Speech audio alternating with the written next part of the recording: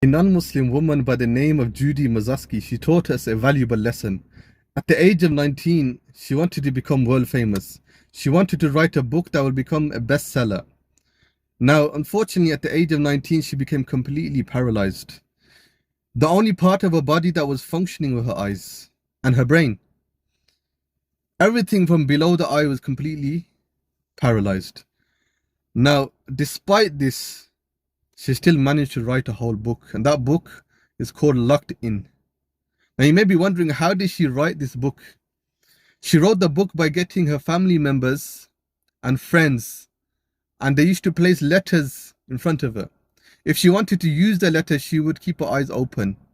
If she wanted to move to the next letter, she would blink. And eventually, just like that, letters became words, words became sentences, sentences became paragraphs, paragraphs became chapters, and chapters became a whole book. And that book, just like her dream, became a bestseller, and she became world famous.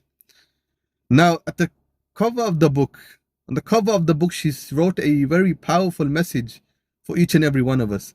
She said, "Look at me. All I had was my eyes." She said, "Focus on what you have in life and not on what you don't. Focus on what you have in life and do not complain about what you don't, and you will be successful." She's saying, look, I only have my eyes. You have your full body, which is healthy, right? You have your family, you're in a good house, you're in a good position, right? Everybody has something of value.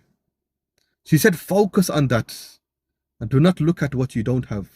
Unfortunately, social media makes us think that we are missing so many things, but we forgot to look at ourselves and look at the talents that we have.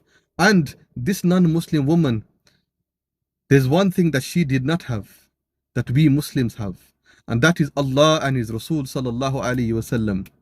We have Allah and His Rasul sallallahu alaihi wasallam. If we cannot be successful, then who will be successful?